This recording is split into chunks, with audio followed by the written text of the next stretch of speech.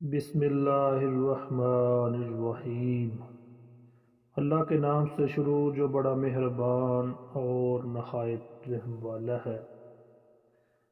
حضرت ابو ہریرہ رضی اللہ عنہ بیان کرتے ہیں، رسول اللہ صلی اللہ علیہ وآلہ وسلم نے فرمایا، ماہ مبارک رمضان تمہارے پاس آیا ہے، اللہ نے اس کا روزہ تم پر فرض کیا ہے۔ اس میں آسمان کے دروازے کھول دیے جاتے ہیں، جہنم کے دروازے بند کر دیے جاتے ہیں، اور سرکش شیاطین بند کر دیے جاتے ہیں۔ اس ماہ میں ایک رات 1000 مہینوں سے بہتر ہے۔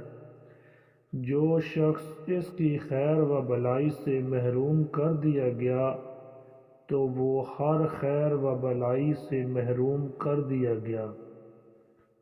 حضرت ابو عطیہ رحمۃ اللہ بیان کرتے ہیں، میں اور مسروق عائشہ رضی اللہ عنہا کی خدمت میں حاضر ہوئے تو ہم نے عرض کیا، ام المومنین محمد صلی اللہ علیہ وآلہ وسلم کے صحابہ سے 2 آدمی ہیں، ان میں سے ایک جلد افطار کرتے ہیں اور جلد ہی نماز مغرب پڑھتے ہیں، جبکہ دوسرے دیر سے افطار کرتے ہیں اور دیر سے نماز پڑھتے ہیں۔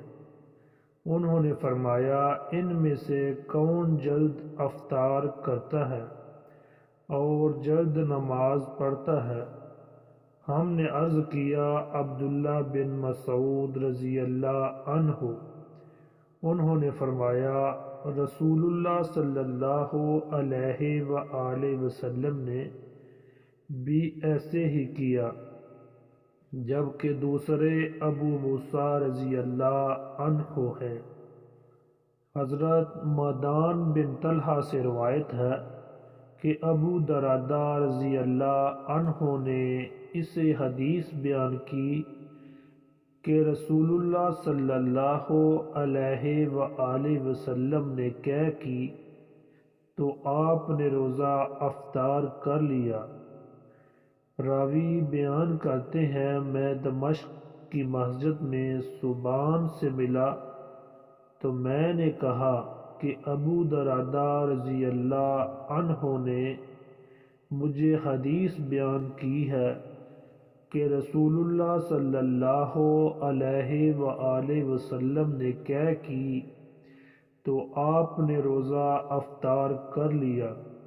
انہوں نے کہا، انہوں یعنی ابو درداء رضی اللہ عنہ نے ٹھیک کہا ہے، اور میں نے آپ کے لیے آپ کے وضو کا پانی انڈیالا تھا۔